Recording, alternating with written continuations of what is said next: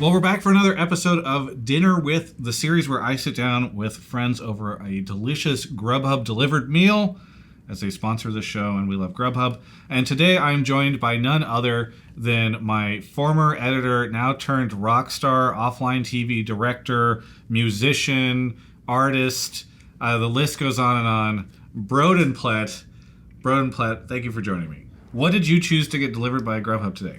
Well, I am going to Japan in a week, so I figured get something that I can't get there. Which I is? got a Poke Bowl. Oh, Poke Bowl. Okay, yeah. Yeah, no, did you realize as you selected this as your thing that you would have access to a lot of this in Japan soon? I'm eating only Japanese food leading up to it, Okay. so that when I get there, I know how much better it is. I see. Yeah. Well, this is pretty good. Yes. I'm not normally a big poke guy, but if you get some salmon, it's good. And unfortunately, we don't have, through a huge error on our part, we don't have chopsticks. And so we're going to get flamed in the comments of this YouTube video for eating this with forks. We're eating it American style. Yes. Well, because you're going to Japan soon. Exactly. We have to eat it American style. Yeah. Okay. So, Brodin, how have things been going for you lately? Because you've got a whole lot going on. What are all the projects you're actively involved in these days? There's a lot. Do I just jump into it? Yes, give me the full list. Well, obviously I work with offline TV. Yes. Director, showrunner, whatever you want to call that. Do directing work with a company called Frame 48 Summer Camp. Do music. I'm part of a duo called Templove. And then everything else. I don't know. Everything else. Well, you'll pick up random projects on the side, I think. And we used to do a bunch of stuff together. So for those that don't know, maybe some people did not watch my YouTube videos and YouTube content back before 2020. Basically between 2016 and 2020, we were doing a bunch of stuff starting at Yahoo. And then when I went independent, we called you creative director, I believe. Mm-hmm. Was that your title? Yes. Mm-hmm. We had to come up with a title for you, so we came up with creative director. And so we actually traveled. What were all the things we traveled to together? Countries or events? Events and countries. We traveled internationally at least twice a year. Yes. I think we did Vietnam, China, Japan. I wasn't allowed to go to Brazil. That's right. You had a visa issue. Actually, before there were LCS Pro Player visa issues, there was Brodin Plett. Yep. Unable to go to Brazil because I think your passport was stuck somewhere. They just chose not to accept me. Oh, that's right. Yeah. Everyone else was allowed to go except for me. Yes, exactly. And we did Worlds, even the Worlds in North America in 2016, I want to say, we did a bunch of that stuff in Chicago and New York and San Francisco and a bunch of places, yeah. But let's take some giant steps back and talk a little bit about how you got involved originally in filmmaking and cinematography and all that stuff, because while you do music now, you do a lot of the different things. You got your start, I think, wanting to be a filmmaker, yes? Mm-hmm. Throughout high school, planned on making films. Originally was going to be an animator. Started as like a 14-year-old making like sprites for people under the table. They'd pay me in Starbucks gift cards or Jamba Juice, and then I would go and exchange those for money. Well, what service was allowing you to do this? What do you mean? Like, how did you meet these people who were giving you illegal Forums, gift cards? Okay. Old internet ways. Got you. Yeah, eventually went to film school, planned on being like feature film director, like always knew I wanted to be creative. That was the goal. And so you ended up going to Chapman, right? Specifically for directing in film, yeah. For directing in film. It's a pretty notable film school in Southern California, right? Or they have, it's a regular school, but they have a pretty good film program. I forget if it's now or at the time, but it was like number 4 in the country or something. Okay. Yeah.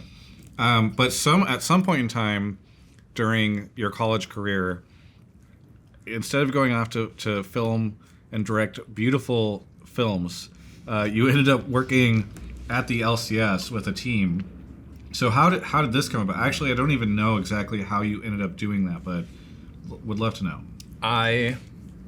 While in film, there was one year that I snuck into E3 with a friend, and he happened to work for a like esports high school gaming organization, and they didn't have anyone that knew how to work a camera, and so they asked me to come and be like videographer and help with setting up streams and that kind of stuff because they were doing like big tournaments. They were like ramping up. And so while I was at E3, we made that connection. And then they were like my into esports. I thought I was a big gamer, but I had no idea what esports was until I met them. Okay. And then I was like, am I a gamer? But yeah, from there, did a bunch of like League of Legends tournaments and stuff. And then eventually they had a contact with Team Dragon Knights. And that was my into working for LCS. Or LCS around team. the LCS area. Yeah. You said you thought you were a big gamer, and then esports made you feel like perhaps you were not. But is it film and gaming that were like your two passions growing up? Like, was gaming on that level of film?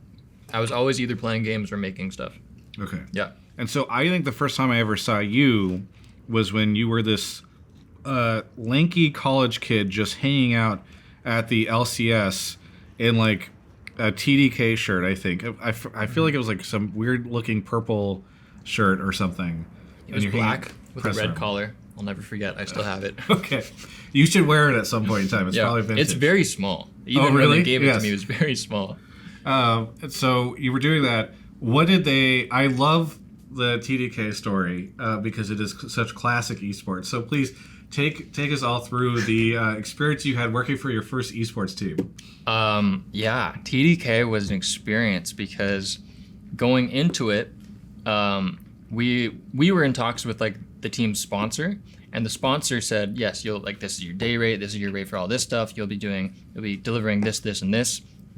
And then the season started, and it was like, cool, you're gonna live with the team. Good luck. And they kind of like became detached. And then living with the team, it was all very different. For one, the team's visas, I think they were like short 3, so they had 3 subs for the first like 4 or 5 games of the season. I remember this, yeah. And so because of that, the owners of the team didn't want me to really film that stuff because the team was losing every game and just severely depressed. They didn't want to do interviews. They didn't want to. They always looked sad, no matter what shot I got.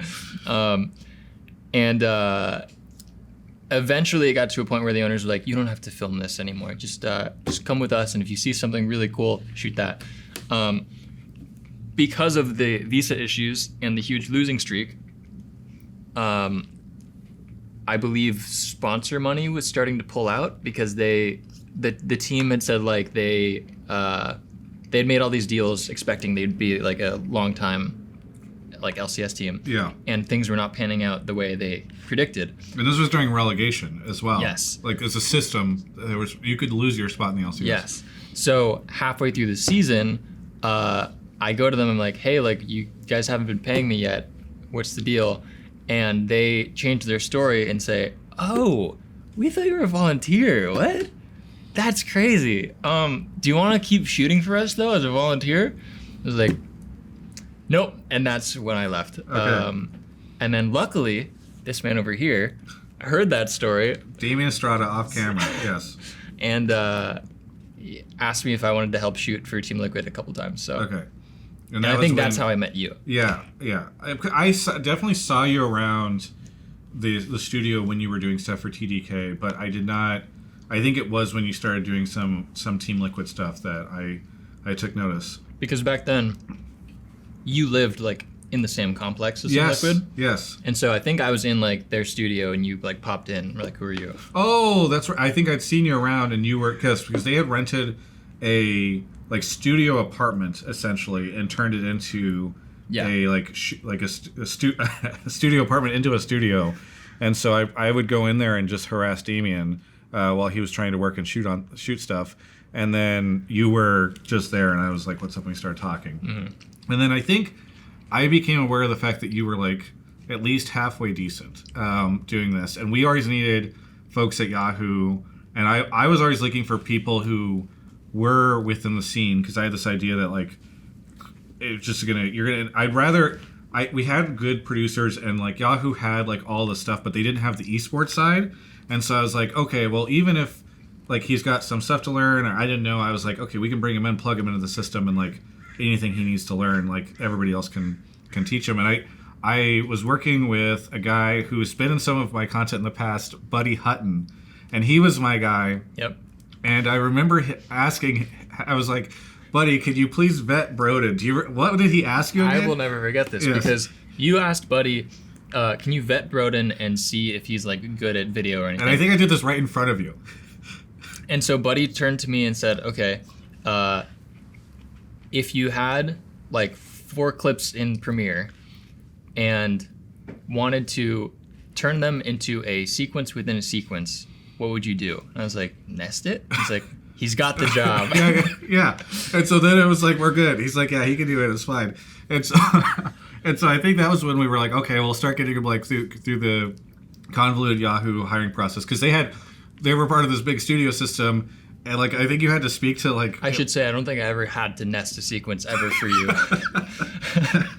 Yeah, but if you needed to, we knew you were good. But we got you in, and I think you had to talk to like executive producers of like the whole sports team and all this stuff. And yep. I don't even know what those interviews were like. But I was basically like, just hire this guy, but you still had to run the gauntlet essentially. Yep. So then you start working at Yahoo, and I think Buddy was leaving to go work for IGN around that time, and I think that was right around the time you joined. He left, and then we started doing LCS and traveling, all that stuff, right? Mm-hmm. Well, wait. Also, Buddy was at Yahoo, and then literally as I joined, he was like, "Actually, I'm not at Yahoo." Yeah. Yeah. So then that was my theme, was like following Buddy. Oh yes, exactly. Okay. So. Why? I guess I should ask, why did you take the job at Yahoo? Was it you needed money, or like because you went to school to become a filmmaker, and you had a thesis film that I saw that we launched at the Travis Gafford Esports Awards, which was one of my favorite things we've ever did, because you had an actual thesis film that you had never posted publicly, and it went to a couple festivals, right? Yep, did the festival circuit, went to a number of them, yeah. But then, instead of trying to go the more conventional, like, Hollywood route, you ended up doing this stuff. And I don't know if it was just because you're like, well, I'm graduating, I need a paycheck, or, like, what led you to this? Well, I knew that my short was, I mean, sure, it went to festivals, but I knew that it wasn't something good enough to, like, land me a feature. So I didn't put too much stock into it. But having Yahoo, like, big tech company, approach me, I knew that being an art student, my parents would think, oh, nice, he's good, if I took a job at Yahoo right out of college. So you did that exclusively for your parents? Kinda, yeah. I thought you were going to say it was like a good brand move for you, but you were just like, they can be happy with me doing this. Yeah. I mean, that, like, because immediately I told them about that, and they were like, oh, yeah, your grandpa's going to be so proud. Yeah, okay, good. You're doing tech. Yeah, whoa. So you end up at Yahoo. Now it's been years later.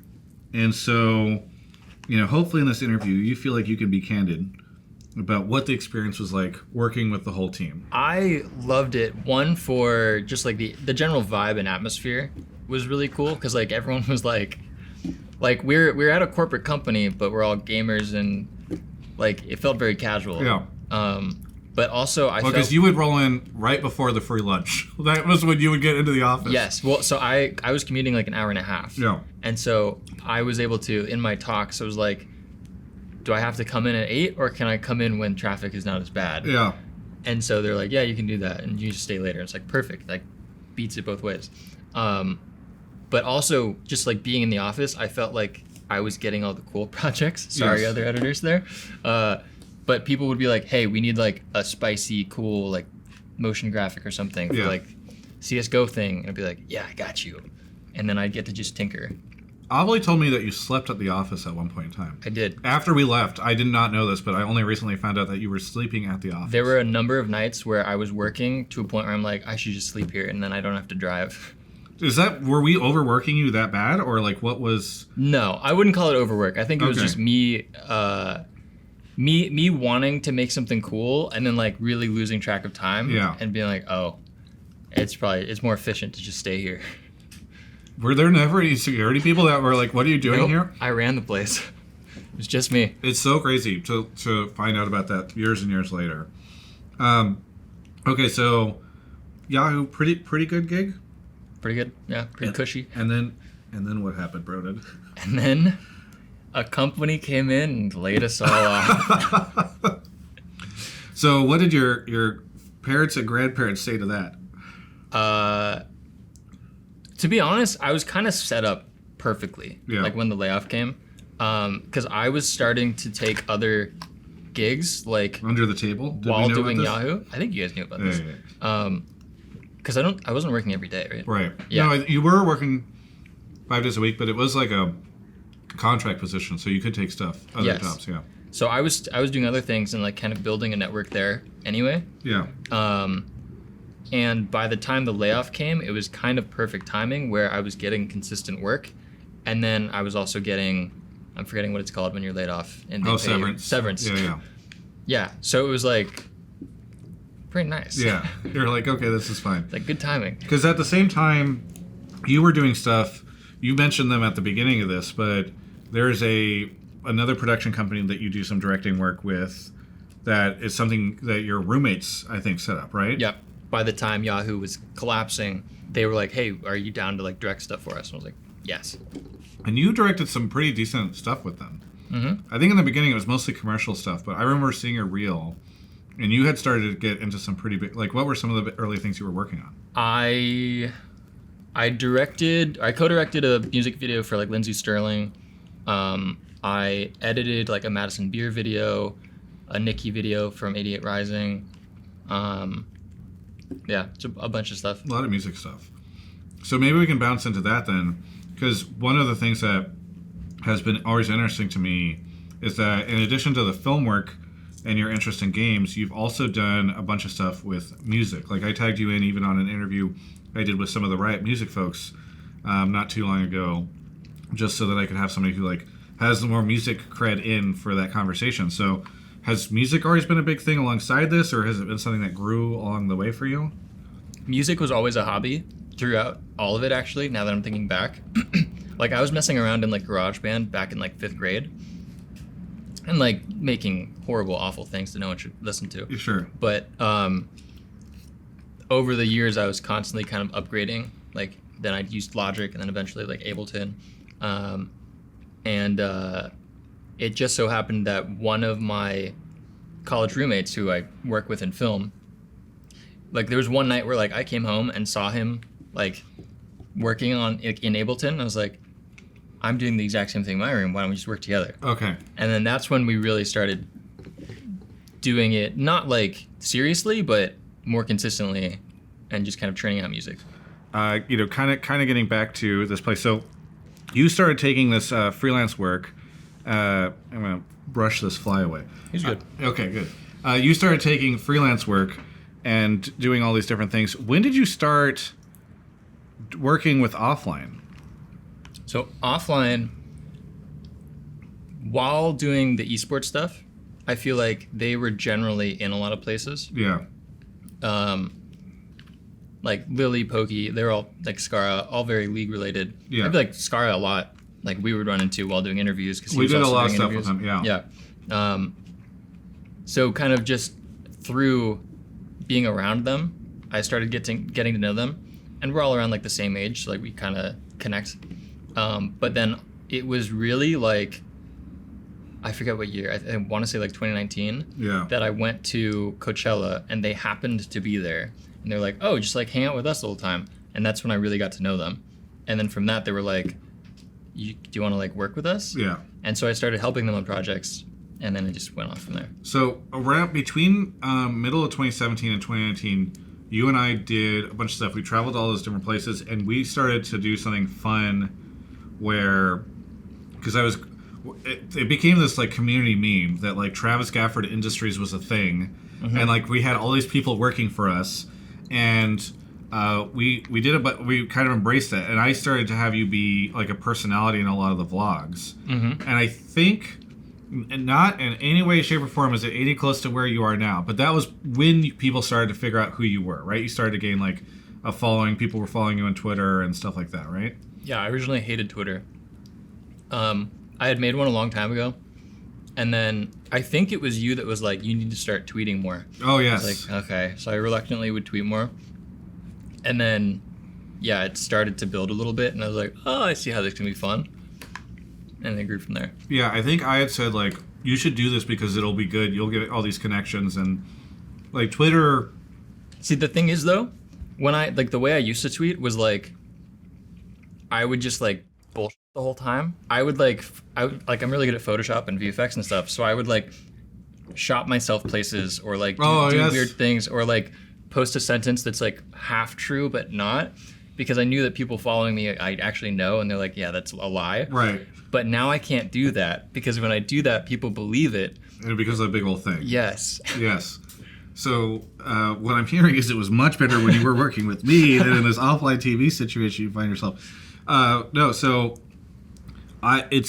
we were doing a bunch of stuff. You started to gain a following, and people would ask for pictures with both of us when we'd go to events. And people would be like excited to see you working the camera while I was doing interviews.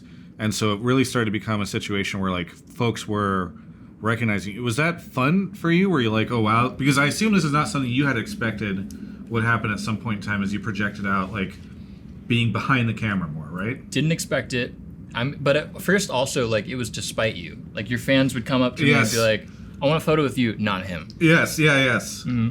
And then that really picked up and did really well for us. For us, yes. Yeah. And, yes. Yeah, because I would be like, people need to stop asking for pictures with Brodin. Like, I'm the guy that they should be asking for pictures with. And then I think that kind of fueled it more. Yes. You ended up doing all this stuff. You were working, I think, kind of splitting time eventually between me and offline throughout most of 2019, I think. And then the pandemic hit, and I just suddenly was doing all my stuff in the office at home. And you went basically full time with offline at that time, right? Yeah, you didn't need me. You were like, get out of here. Yeah. We had nothing to do. It breaks my heart because a lot of my favorite things I've done were like our daily vlogs.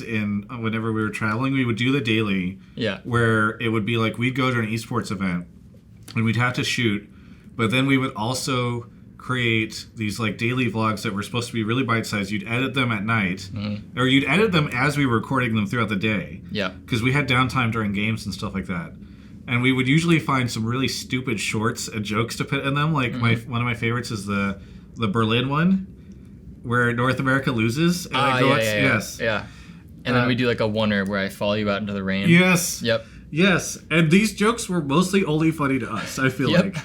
I think there was also one where in Korea, I filmed like a juice box guy and turned it into a music video. Yes! We did a vlog with Shocks. Yes. Yes, and you did a whole music video. For a juice box guy. Yes, for this random like mascot, juice box ad mascot that was running around. Well, because he went up to people and was like doing this. He was like, all right, I'll film you like that. Right. And we'd put these out, and people were following my channel were just like, I just want to watch a faker interview, man. And they would not watch these things, but you and I would create them, and it would, in some ways, be like the highlight of the trip. Besides, like North America would be losing on one side, we'd be like, okay, this sucks. Yeah. And then we'd just be creating so much stupid bullshit. That's when I got to use my film knowledge from film school to really make something with substance. Because it would basically be, we would use your good production skills to create something that was so stupid. But looked dramatic or ridiculous or something. So I guess that's how you got to flex it. Have you done stuff like that with offline since?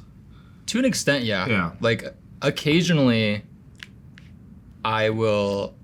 It's normally like in the moment. Like something will happen where I'm like, "Ooh, this could be really funny." Yeah. Because I like just the sense of humor of like high production garbage, and with them, it's very easy to make that because it's like we have a lot of nice equipment. They're there and something funny happens. I'm like, oh yeah, this reminds me of this movie. Let's do a reference here or something like that. Yeah. But you are no longer like editing any of that stuff, right? No. I mean, occasionally I'll do like some visual effects or something, but I'm very fortunate that we have editors that can take that off my plate. Is it tough? Because whenever we were working together, it would be fun because we'd have the idea and then you'd be like editing it live, and so you could kind of fulfill the vision. And I remember towards the end, we were starting to realize like, you had too much going on and we were trying to do too much. We needed another editor, so we started offloading some of these to a friend of yours. But I'm a good editor, but I hate editing. Yes, I remember. Yeah, that was the big thing. You're like, okay, fine. So you stopped doing that. Okay, so then I just want to give one more shout out to Travis Gafford Esports Awards, because that was you and I slaved over that. With the Sushi Dragon. Yep. Yes, there's a shot of you in the very first Travis Gafford Esports Awards where you look like you're dying because you stayed up all night to finish editing the stuff for it. Sushi and I both did. Yes. That's where we really bonded. Yes. We've been friends forever now. You and Love you, Sushi. Stefan. Yes. Okay, so now we get to the offline TV era. And this is when things start to change. First, we go to TwitchCon. People know you, they don't know me. I start, I'm still following you on social media, but we're not working as much. I start to see your numbers skyrocket past mine. And immediately what happens is everyone in my life starts going, dude, did you see that Brodin has so many Twitter followers now? Do you see how successful and famous Brodin is becoming without you? And it just like literally I'm not exaggerating. Like everyone I knew would constantly bring this up. Kelby, who you know very well, he's a friend of mine. He's been in content. He used to do a bunch of stuff for CLG and all that. He would bring it up as much as possible. I think mostly despite me. Yeah. Kelby actually messaged me and said, I think his words were, Travis's biggest failure was letting you go. Oh, God. And to be clear, there was never a moment where I was like, it just there were terrible things that happened during this pandemic, and one of the things that is not nearly as terrible as all the terrible things that have happened, but still smarts for me personally, is the fact that we stopped traveling, we stopped doing all this stuff, and you start doing all this with offline, and then eventually one day I looked at your Twitter bio and I saw you no longer had Travis Gafford Industries creative director in it, and I wept that day. No. So then start. Yes, thank you. What has the experience been like of becoming, I guess, internet famous, not as not like in this kind of weird third party way, right? Where you are not like an official talent member of offline TV, or at least you were not in the beginning, and then you start getting swept up in all this. I like to say that I got like trickle down followers. Yeah. I would show up in things for like a frame, and their fans would like be like, "Who's that?" And it's like do research and then find me. And this all happened over quarantine, so I was never outside to like see any of these people. Right. It was just a number that was getting bigger, and then I remember I was on Sawtelle, and I was like trying to get like curry somewhere, and I was in my car with a mask on, and the guys were like, "Are you Brodin?" I was like, "What? How do you what?" It felt really weird. Like almost like my privacy was taken from me. Right. And I was like, all right, I guess this is the thing now. Was any part of that validating in some sense, or were you just like, this is bizarre? It only felt weird at first. Okay. Yes. At first, but now you like it, or? Well, now it's like I've kind of gotten used to it in a way, and I can kind of play with it, so it's become fun. Okay. Play with it how? Do you tell people you're not Brodin? Like, do you just lie to them, or what are you doing? No. Like online I can post things now of like kind of tongue in cheek, like not in the way that I used to. Yeah. But I don't know. There's a freedom now that I can post things and like make people laugh, which is fun. What are your favorite things that you have worked on over the course of all this time, including even college? Because I know that your short film, you published it to YouTube and it gets a ton of views now, right? Yeah. Oh, you know what's funny actually? Yeah. I checked the demographic on that last night, and my short film, its most popular range is 50 to 65 and older. Really? Yep. They love it. Yeah. That is amazing. The older crowd. Yes. And so you just appeal to so many audiences, because the esports audience was a very different audience from, I feel like, the offline TV audience. Both of those closer, of course, than apparently your short film audience. I hit every demographic. Yes, fantastic. Okay, so what of all the different things that you've worked on, including the short film, have been your favorite things to work on? Favorite projects include, if this feels like a resume, I mean, I enjoy all the music videos I do because they're so creative. Yeah. I love doing that stuff. Any in particular? All of them. No, the Lindsey Sterling one was cool because I got to do a lot of like VFX stuff there. Yeah. Because Tom is a like wizard for visual effects, and so we did like these kind of like Dementor-ish things and other after that, all the 88 Rising stuff was also cool just because it felt so fun. The project with you, I really liked. As we said before, anytime we did weird stuff. Yes. Juicebox Man music video. Yes, the Walking Through the Rain thing. The Alienware announcement with Steve, where we shot it on green screen and then like faked everyone out and we're like, it's not an interview. That was fun because we had these ideas we wanted to do anyway. Yes. And then finally Alienware came in and gave us budget for like all my stuff. And we were just like, we have money to do this now. I will say there were a lot of gags that just because we didn't have the time, didn't get to do it. But like I really wanted to do the one where like we would put like a seagull flying through. Yes. And then freeze frame it, grab the seagull and show that it's CGI. Yes, and show the whole model. The joke was that every like Travis interview was like $1 million production. Yeah. Where we had producers on set, we had people writing like all of the answers and questions. Yes. We had a CGI team creating the background. Yes. All of it. Yeah. We were gonna have a consulting bird expert to be like we had to get the bird right, and so we chose one. These are native to LA or something. We had a biologist who told us about the structure of wings and all that. Yeah. Yeah. There was so much more we wanted to do, but it just didn't make sense to fit all in there. When you were talking about the different stuff, I remember also we decided to go for a quick vacation before the MSI stuff in Vietnam. Yes, that was a great one too. Yes. Halong Bay, where they shot like Kong Skull Island and some other. Anytime there's like a very exotic place in a movie, yes, they'd go there because there's these crazy like Dragon Ball Z spires. Yeah, there's like 007 stuff or James Bond stuff there. Mm-hmm. And we shot very dramatic outros of you at sea looking for what the answer to North America's success, the secret for North America to succeed.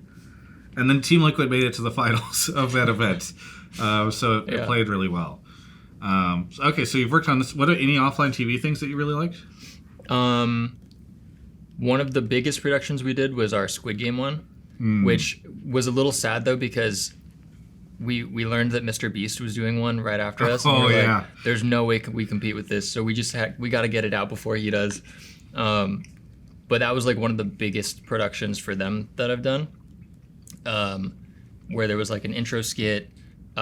We had, I don't remember, like 26 or 27 people, all loved, all competing in this like huge game, like multiple cameras. Like, yeah, that was a huge production.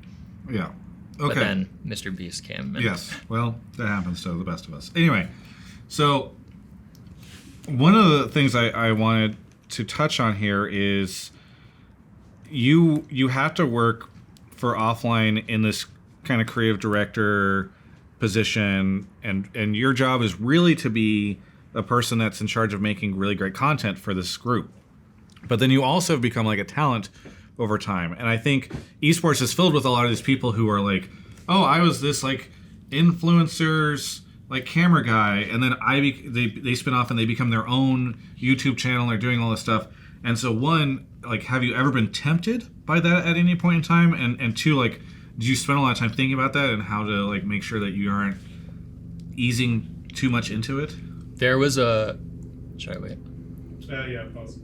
You are the guy that's in charge of putting content out, but esports and gaming and streaming and all this stuff is filled with people who are kind of like... Stop right there. I know exactly what you're going to ask. You're going to ask me if I ever was tempted to be a creator myself, be an influencer. Yes, we didn't retake this part. No, get into it. During COVID, because everyone was locked in, there was a period where I tried streaming. I'd streamed on and off before, but there was a period where I was like, let me see what this is really like to get into their like headspace. So I streamed consistently for, I want to say, like a month. And from doing that, I had fun, but it was not something I could see myself doing full time because it's like a different kind of drain on you. Yeah. And I very much prefer like getting to work on something and then like when it's ready, release it versus like being on stream, you're like live improving the whole time. You have to be like on the whole time. And I don't have the energy for that. So I'm very happy being in a weird middle ground where like whenever I'm needed, I'll do something. Yeah. But I don't want it to be the whole thing. How do you balance that? Because I'm sure there are situations where you're like writing or coming up with the idea for a skit, and I don't know, you could, for instance, be like, and Brodin Plett shows up, and Brodin Plett does this, and Brodin Plett is really the center focus of this, versus like there's almost an act of hubris to like put yourself into this thing Well, in the beginning, I was like, I can't do that at all. It's gonna feel like I'm trying to like leech. Right. But it was only after a couple times where like they physically were like, no, we need to show or like do something because of like, so like when I first started with offline, all of my ideas were really weird and like crazy, and so it became like a tagline for them to be like, "F you, Brodin," and all of the fans started saying that too. So originally when I first started blowing up, any comment would be "F you, Brodin," and people were like, "Wow, people hate this guy." Right. But because of that, I kind of was like dragged into it, not by choice.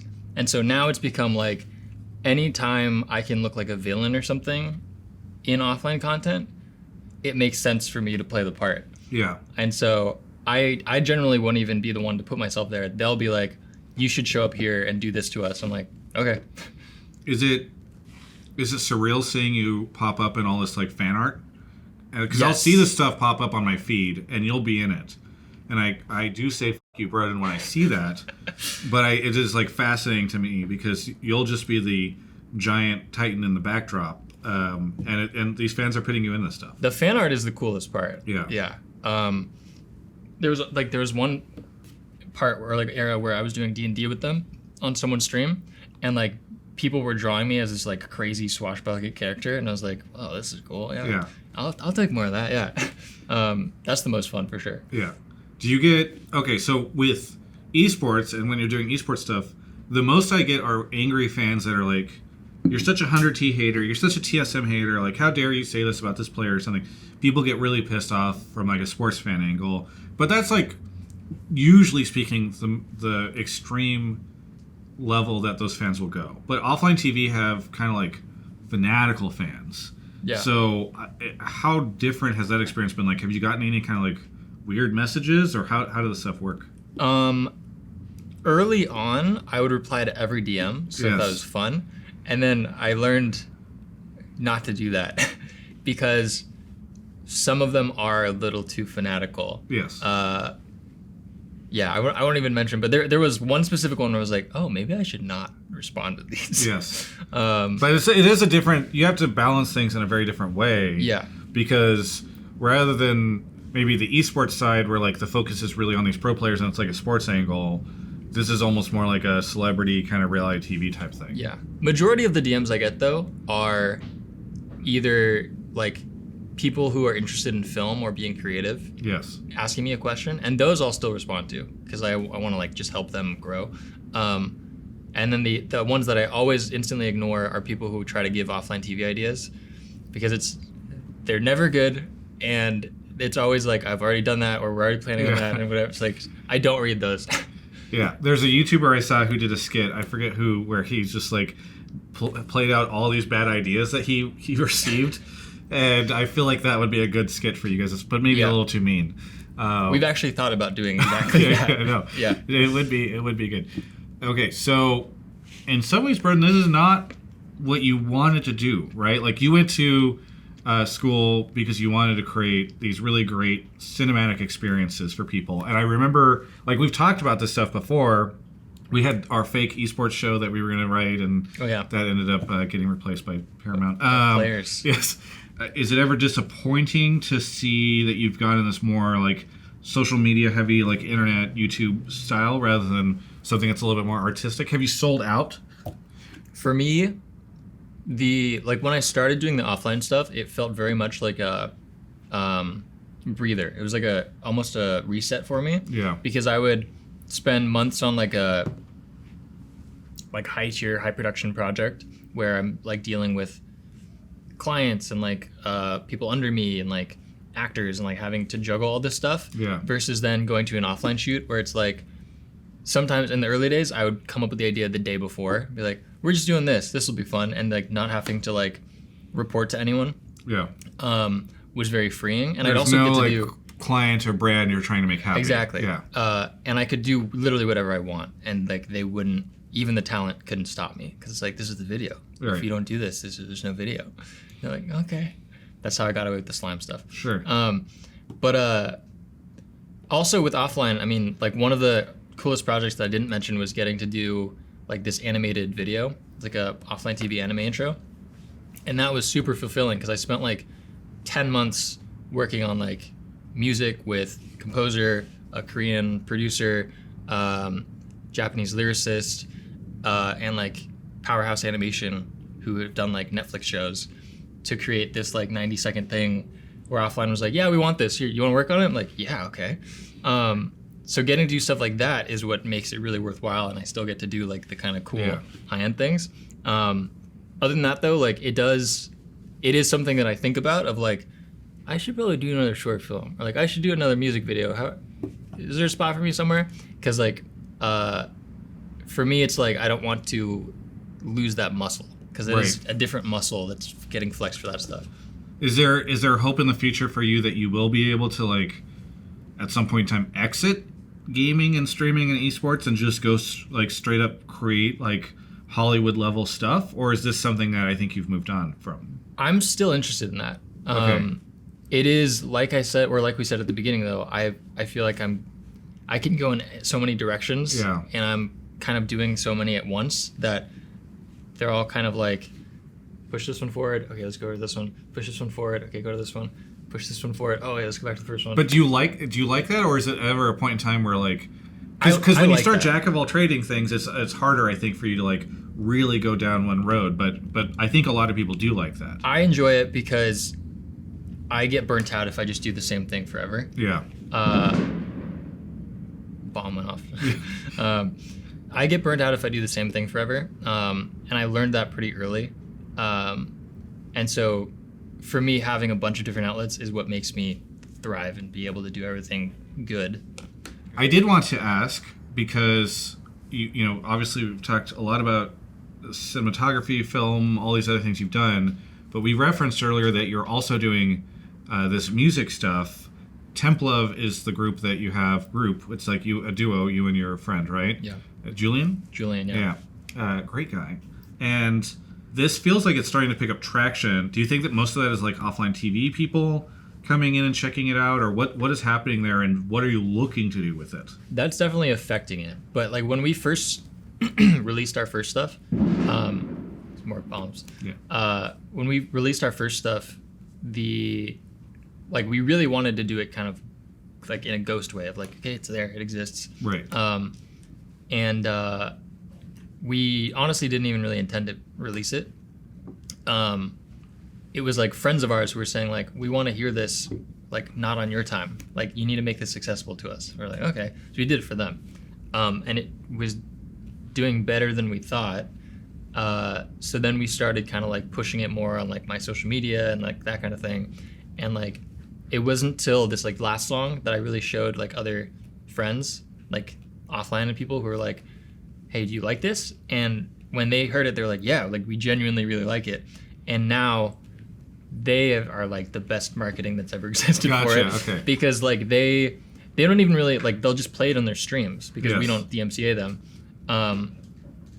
And their fans or followers or chat will be like, what is this song? And then they'll look it up and then find us. And now from that traction, the kind of natural traction of like Spotify being like, there's something here, put it on a playlist, that kind of thing is happening. So that now it's growing in multiple aspects. Yeah. Do you think that will become something that you really try to work on and do something big with? I think we will take it a little more seriously. Okay. Because originally it was just a hobby. Yeah. But yeah, I could see it being something that we put more time into. Could you ever become like? Is there a chance you would ever leave behind all this stuff to go do this full time if it ever super took off? I don't think I could go on tour and perform in front of thousands of people. Okay. But making music and releasing it to the internet, I can do for a long time. So I'll probably juggle. Are you gonna direct your own music video? You guys did like is it a music video? Would you call it that? It's kind of like a loop, right? It doesn't have enough content to really be a music video, so we call it a visualizer. Okay. But yeah. Yeah. Fantastic. Well, Brodin, thank you so much for sitting down with me today. I don't know if there's anything you want to say. You've heard me say this a million times, but never to you. Is there anything that you would like to say to any of your fans out there? This is the hot ones, like I get to plug stuff. Sure, yeah, if you want. Can you ask that again, but say this camera, this camera, this camera? No, not at all. That camera. Would you like to say anything to the fans? Hello. Listen to Templove, watch offline TV videos, and look out for whatever else I do. which is out there. I get to give you this. This is something Grubhub hooked me up with. This is a gift card. Wow. So if, for instance, in the future you'd like to get some more of this poke without having to talk to me during it, and you can just enjoy it. You don't get to keep the mug. That's we need that crazy. for future interviews. So unfortunately, maybe you can use the Grubhub gift card to buy the mug. I'm not sure if it's available, but Thank you. yes. Thank you, Travis Gafford Wow. and Grubhub. Yes, thank you. Anyway, thank you so much for joining me. For everyone else, thanks for watching this. Please check out Grubhub. Their links are in the description. Check out Templove and whatever else he does. That's the show. Hey, if you are enjoying this content, please make sure that Grubhub knows that you enjoy it by either tweeting at them, following them, and clicking the link in the description below, because they have made the whole show happen. It's been fantastic to get these long-form interviews with my friends, and we wouldn't be able to do it without them. And when you check out Grubhub, also know about the Grubhub Guarantee, where if there's something wrong with your food or it shows up late, they'll make it right. So again, thank you so much to Grubhub for sponsoring the show.